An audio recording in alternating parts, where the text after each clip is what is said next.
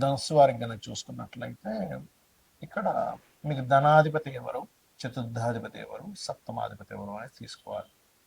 ధనాధిపతిని active చేసుకుంటే financial growth, చతుర్థాధిపతి కనుక active అయితే గృహయోగము, సప్తమాధిపతి యాక్టివ్ అవడం వల్ల వివాహ యోగం అనేటువంటిది, వివాహం జరగడము అనేటువంటివి జరుగుతాయి.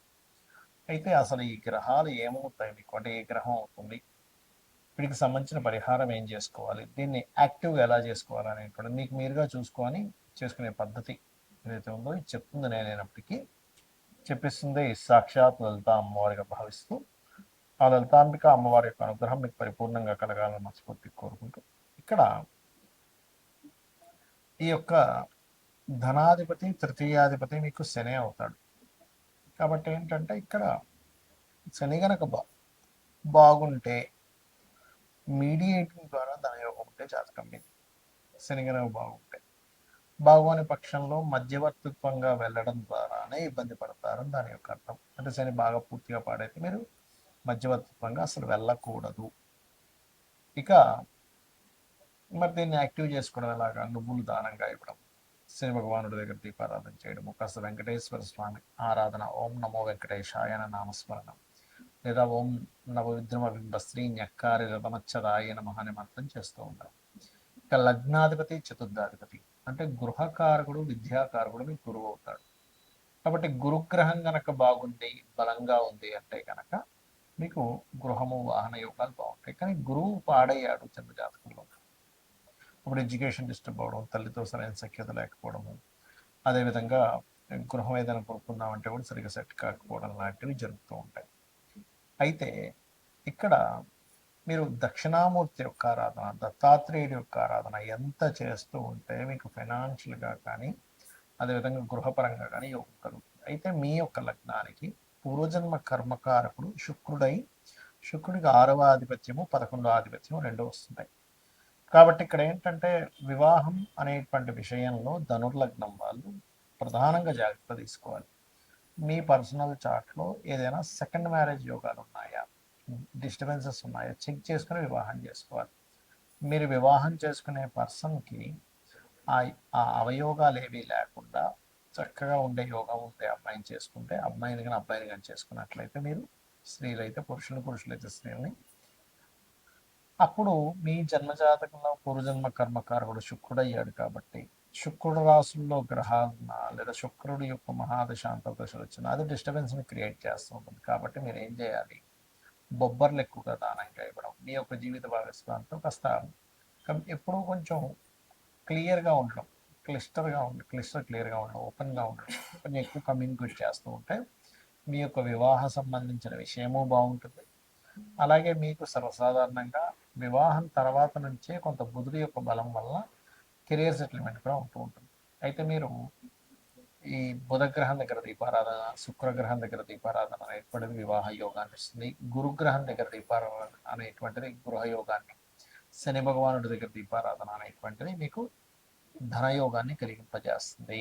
కొంతమందికి చూడండి బాగా చదువుకుంటారు కానీ ధనబలం సరిగ్గా ఉండదు, మరి కొంతమందికి గృహం ఉండదు, కొంతమందికి వివాహం ఉంది ఎంత సెటిల్మెంట్ అయినా కూడా.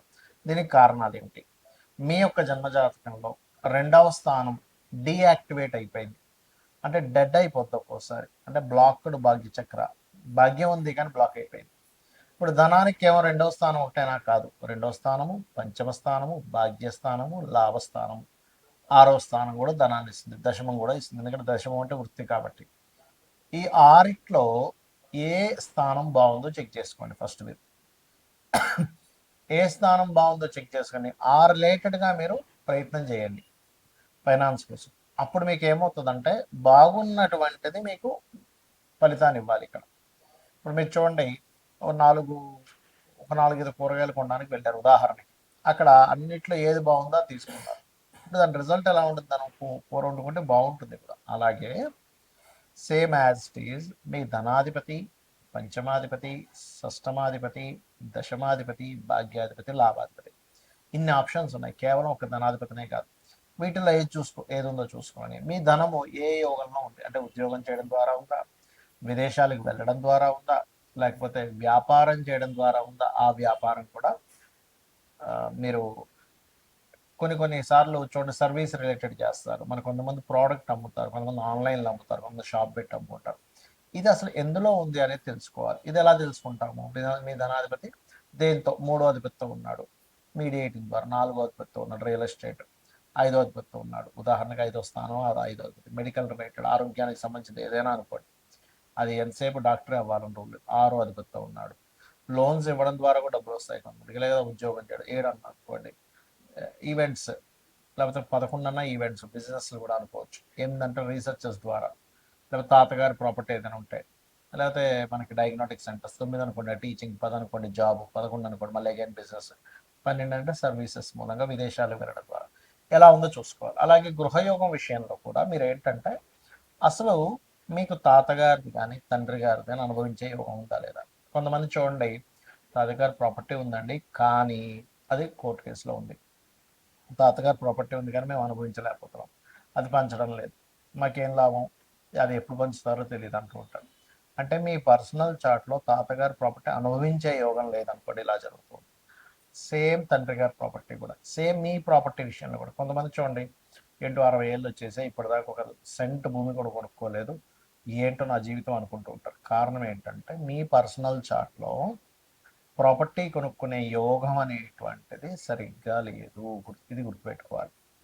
కాబట్టి ఏమవుతుంటుంది, మీరు ఎప్పుడైతే ప్రాపర్టీ కొనుగోలు చేసేటువంటి యోగం సరిగ్గా లేదో దానివల్ల కూడా ఇబ్బంది పడుతుంటారు. అప్పుడు ఏంటి, మీ పేరు మీద కొనుక్కోవాలా, మీ జీవిత భాగస్వామి పేరు మీద కొనుక్కోవాలి, లేదా మీ పిల్లల పేరు మీద కొనాలో తెలుసుకోవాలి. అప్పుడు మీరు ఆ రకంగా సంకల్పం చేసుకుంటే మీరు కొనగలుగుతారు. మీ జాతకం లేనప్పుడు మీరు మీ పేరు మీద కొందామని అనుకుంటే అది కొనలేరు, గుర్తుపెట్టుకోండి. అలాగే మరొక విషయం ఏంటంటే ఇక్కడ గమనించినట్లయితే ఈ యొక్క ఈ ప్రాపర్టీ రిలేటెడ్ సంబంధించినటువంటి అంశాలలో పర్టికులర్గా మీరు అర్థం చేసుకోవాల్సిన విషయం ఏంటంటే మీ పేరు మీద ఏ డైరెక్షన్ పనికొస్తుందో కూడా చూసుకోవాలి. ఇక ఇది మరి మరి ప్రాపర్టీ యోగం రావాలంటే ఏం చేయాలి? మీరు వారాహి అష్టోత్తరం చేసుకుంటుంటే దాని చికాకుల్లో ఉన్న ప్రాపర్టీ కూడా మీకు రావడం జరుగుతుంది. ఇక వివాహం, ఇక్కడ చాలామంది ఏంటంటే చాలా భయపడుతూ ఉంటారు. ఏమంటే నాకు 30 ఏళ్ళు వచ్చేసాయి, 35 ఏళ్ళు వచ్చేసాయి, ఇంకా వివాహం లేదు, మా పిల్లల తోటోళ్ళకి 25 అయిపోయిందని. ఇక్కడ జన్మజాతకంలో సప్తమ స్థానం ఎప్పుడు యాక్టివ్ అవుతుందో చూసుకోగలగాలి. ప్రతి జీవుడికి 3 నుంచి 5 సార్లు వివాహ యోగం అనేది వస్తుంది. ఆ 3 నుంచి 5 సార్లు ఎప్పుడు మీరు వివాహం చేసుకుంటే అది మంచిది. కొన్నిసార్లు 3 నుంచి 5 సార్లు చేసుకోకూడని సమయం కూడా నడుస్తుంది. అక్కడ ఏంటంటే ఆ చేసుకోకూడని సమయం నడిచినప్పుడు మీకేమవుతుంది, ఆ వివాహ సంబంధించినటువంటి విషయంలో రాంగ్ స్టెప్ పడుతూ ఉంటుంది. ఫస్ట్ ఆఫ్ ఆల్ మీ జన్మ జాతకంలో 2 వివాహాల యోగం ఉందా లేదా ఫస్ట్ చెక్ చేసుకోండి. అది ఎలా చూడాలి? సప్తమాధిపతి పాడవడం, 12వ అధిపతి పాడవడం, డ్యూయల్ సైన్ కనెక్టివిటీస్ వస్తే 2 వివాహాల యోగం ఉందని మీరు నిర్ధారించుకోవాలి. రెండవది ఏంటి, లేట్ మ్యారేజ్ యోగం ఉందా? సాటర్న్తో కనెక్ట్ అయితే లేట్ మ్యారేజ్ యోగం. అలా కాకుండా సప్తమాధిపతి మంచి శుభగ్రహాలతోనే ఉన్నాడు, ఎర్లీ మ్యారేజ్ యోగం. అందులో లవ్ మ్యారేజ్, ఇంటర్ క్యాస్ట్, ఇలాంటివి కూడా ఉంటాయి.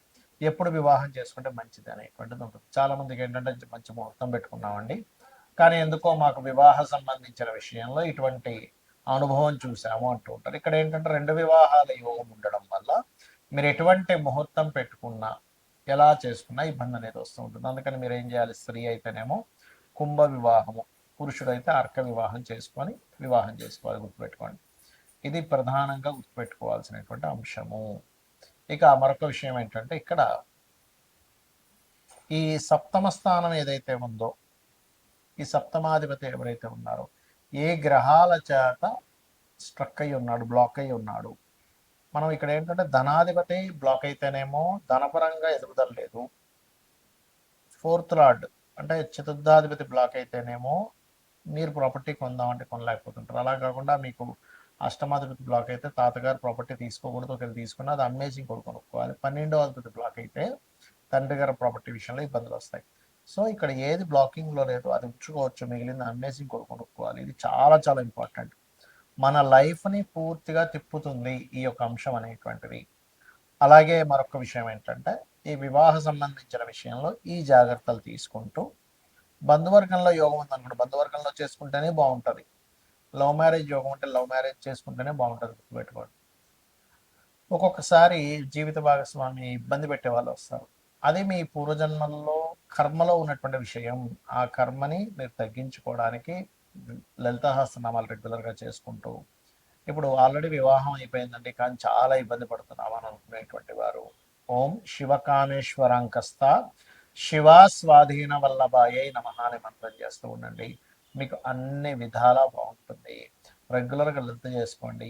ఈ రకంగా మీరు మీ జాతక చక్రంలో ధనాన్నిచ్చే కారకుడు ఎవరు, గృహాన్నిచ్చే కారకుడు ఎవరు, వివాహాన్నిచ్చే కారకుడు ఎవరో చూసుకోండి. అన్ని విధాలా మీకు బాగుంటుంది. శ్రీమాత్రే నమః.